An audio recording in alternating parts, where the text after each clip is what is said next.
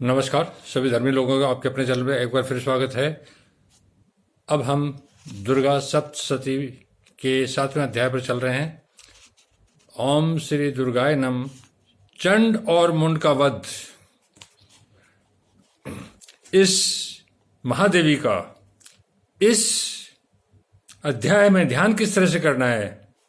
मैं मातंगी देवी का ध्यान करता हूं।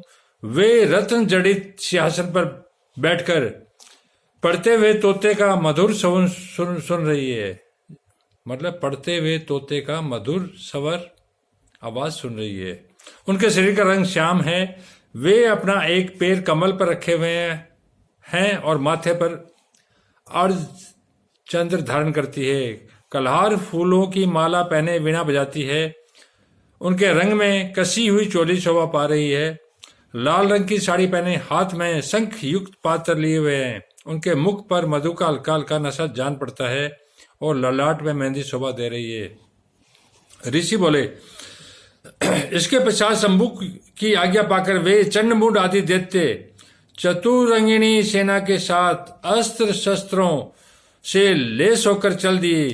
फिर गिरिराज हिमालय के स्वर्णमय ऊंचे शिखर पर पहुंचकर उन्होंने सिंह पर विराजमान देवी को देखा।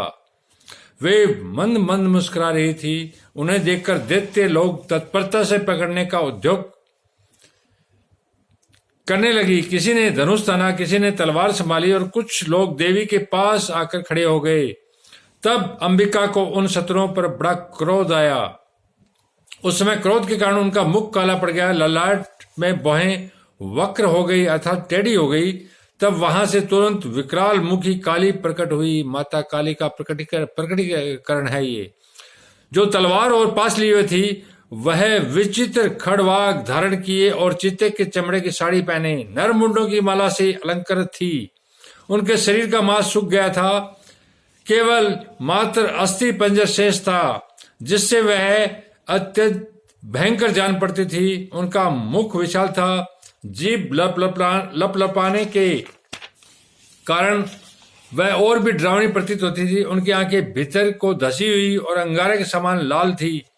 वह अपनी भयंकर गर्जना से संपूर्ण दिशाओं को गुजार रही थी। बड़े बड़े दैत्यों का वध करती हुई वह कालिका देवी बड़े वेग से दैत्यों की उस सेना पर टूट पड़ी, उनका भक्षण करने लगी।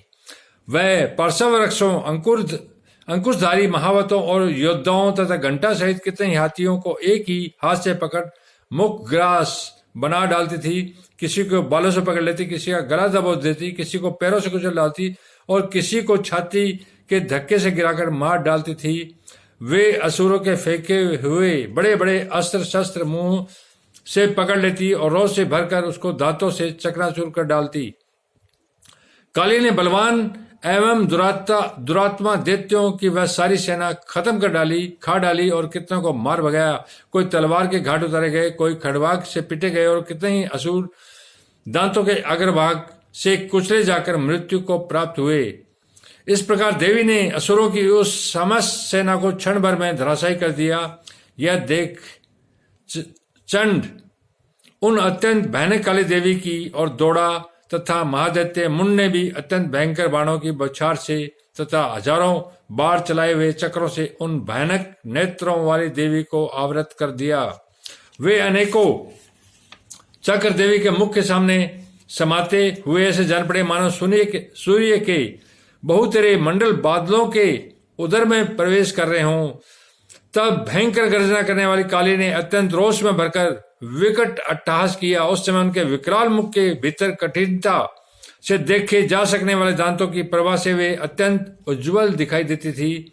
सिंह पर से उठकर चंड पर हमला किया और उसका केस पकड़कर उसी तलवार से उसका मस्तक धड़ से अलग कर दिया।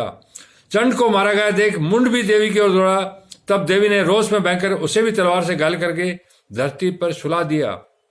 महापराक्रमी चंड और मुंड को मारा गया देख मरने से बची हुई बाकी सेना आतंकित हो चारों ओर से भाग गई। तत्पश्चात काली ने चंड और मुंड के मस्तक हाथ में ले चंडिका के पास जाकर प्रचंड अट्टहास करते हुए कहा, देवी मैं चंड और मुंड नामक इन दो महासुरों को भेंट करने के लिए लाई हूं। अब युद्ध यज्ञ में तुम शंभु और निशंभु का स्वयं ही वध करना।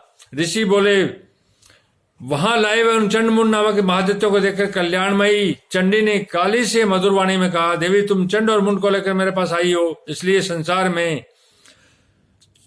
संसार में चामुंडा के नाम से तुम विख्यात होगी। इति चंडमुंड वध नामक 7वां अध्याय आज समाप्त हुआ। कल 8वें पर चलेंगे। लगातार आप मेरे चैनल पर बने रहिए। हम सभी धर्म के मार्ग और परमात्मा जो एक है उसी के मार्ग पर चलते रहेंगे। जैसे जैसे मुझे ज्ञान प्राप्त होगा, परमात्मा देगा, वैसे वैसे मैं आपको बिना विलंब किए तुरंत रिलीज करूँगा, दूंगा। यह परमात्मा का आदेश है। धन्यवाद। शुभ रात्रि। कल फिर मिलेंगे।